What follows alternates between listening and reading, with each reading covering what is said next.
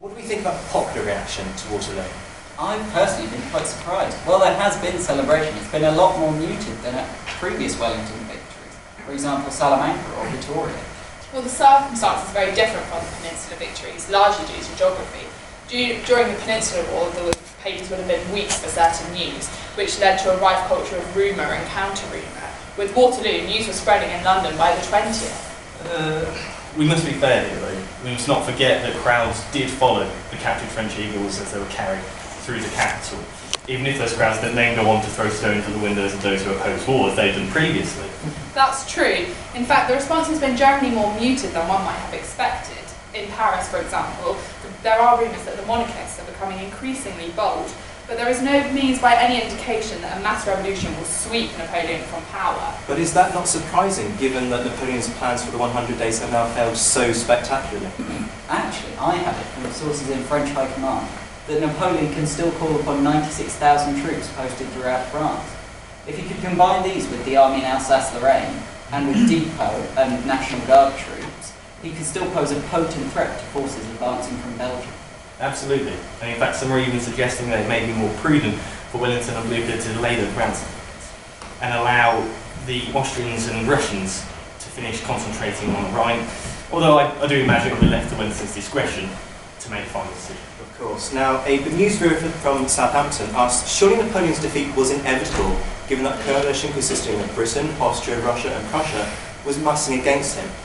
Do we feel that the coalition could have withstood a defeat at Waterloo?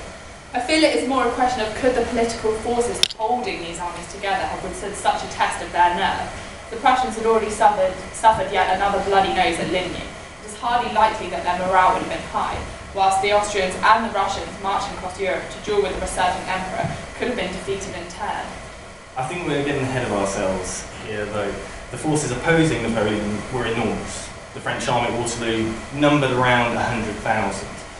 Even if both the Russian and the Austrian armies, even if they engaged Napoleon one at a time, would still outnumber that force. I think it's more than possible that the French could have suffered a second Leipzig, essentially a result more catastrophic than Waterloo. Oh, but you're forgetting the French garrison at Paris. Even after Waterloo, Napoleon could still call upon substantial resources. So, however unlikely, if terms had been dictated by the French, what sort of future would Europe now be facing? I think Napoleon's position in France would have been much more secure. However, even if he had somehow defeated the Austrians and the Russians, I doubt he or the French people would have forgotten the winter of 1812. So I cannot envisage him another crusade into Eastern Europe. Consolidation of his power would definitely be the aim. Talking in far too logical terms here, Napoleon was an immensely ambitious man. If you look at it, a military victory over Britain, Prussia, Austria and Russia would have left Napoleon master of Europe and Britain completely exposed to invasion. In my opinion, I think that Britain would have needed to have mustered another Nelson to prevent domination. And we end tonight with a comment from Private William Wheeler, who's serving with the 51st Light Infantry, which says, if ever Britain should have need of her army again, and I should be with it, let us have Old Nosey to command. Patrick, what do you feel the future holds for Wellington? Will this be his last battle? It's difficult to be sure of at this point, as everything depends on whether Napoleon attempts to continue rule. However, there is certainly no desire within the government to dispatch him to America.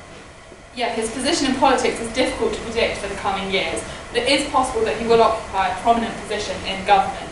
However, I think we can confidently predict that he will ultimately become Commander-in-Chief.